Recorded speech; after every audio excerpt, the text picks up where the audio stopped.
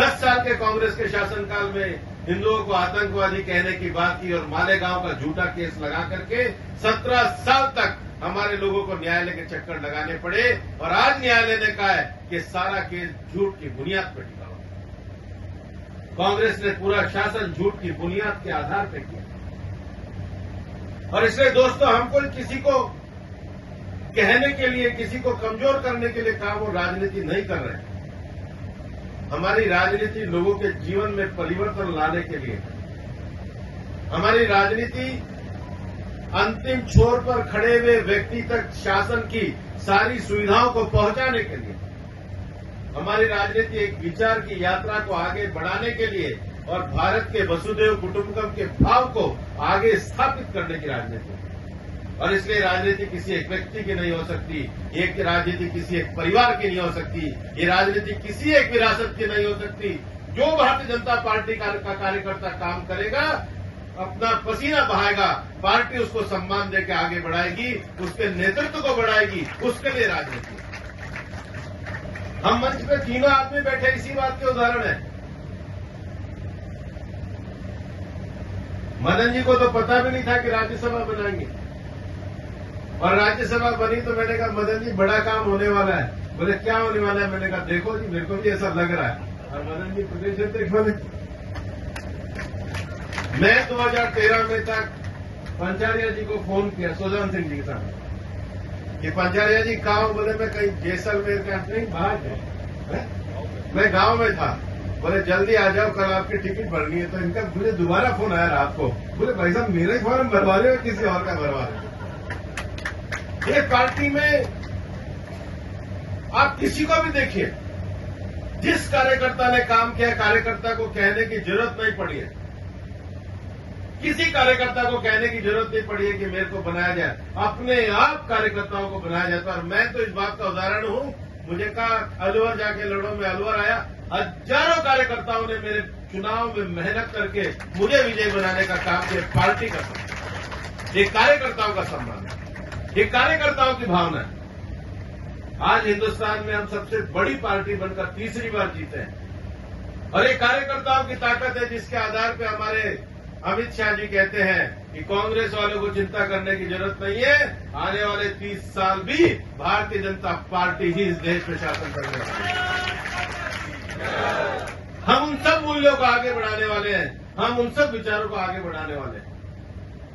और प्रधानमंत्री जी के मन में बिल्कुल सीधा भाव है कि हमें 2 लाख ऐसे नए युवाओं को राजनीति में आगे लाना है जिनके परिवार से कभी कोई राजनीति में नहीं रहा।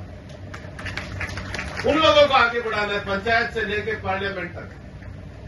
और हमने महिलाओं का 33% के आरक्षण के सपने को पूरा किया है और 2019 में ये 33% आरक्षण देश में महिला नेतृत्व को आगे बढ़ाने का एक मील का पत्थर साबित है।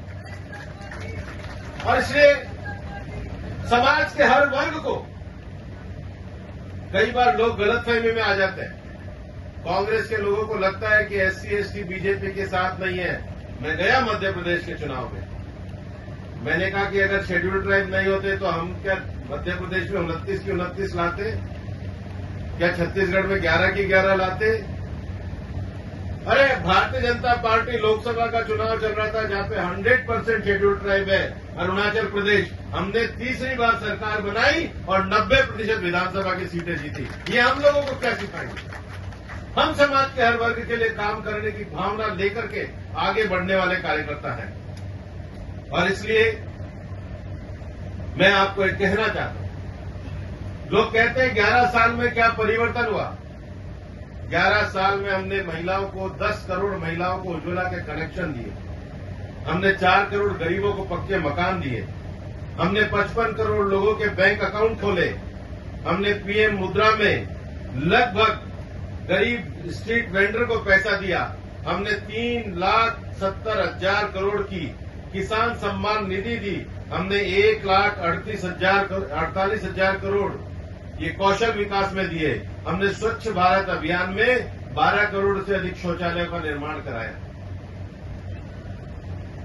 हमने सौभाग्य योजना में 100% घरों तक बिजली पहुंचाने का काम किया, हमने PM स्वनिधि में 68 लाख स्ट्रीट वेंडर को सुविधा दी, हमने आयुष्मान में 50 करोड़ लोगों को 5 लाख का स्वास्थ्य बीमा उपलब्ध कराया और हमने 81 करोड़ लोगों को मुफ्त अनाज देने का काम किया। लोग कहते हैं 11 साल में क्या हुआ।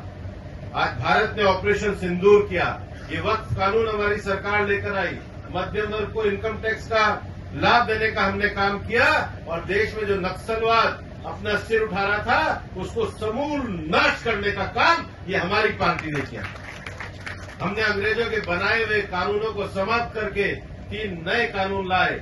एक देश एक चुनाव को आज पार्लियामेंट के अंदर लेकर के आए हैं, महिलाओं को आरक्षण का लाभ दे के आए हैं और भारत आज केवल हिंदुस्तान जमीन पर नहीं है, हमने स्पेस में भी विनेश ऑर्बिटर मिशन BOM को मंजूरी प्रदान करी। हमने वरिष्ठ नागरिकों के लिए स्वास्थ्य कवर किया, 370 को समाप्त करके कश्मीर को भारत की मुख्य धारा के साथ जोड़ने का काम किया। आज मैं आपको एक कहना चाहता हूं कि राजनीति पुराने जमाने की समाप्त हो गई। एक 50, 60 और 70 का दौर चला करता था। उस 50, 60 और 70 के दौर में जो राजनीति किया करते थे वो बहुत आंदोलन की राजनीति हुआ करती थी।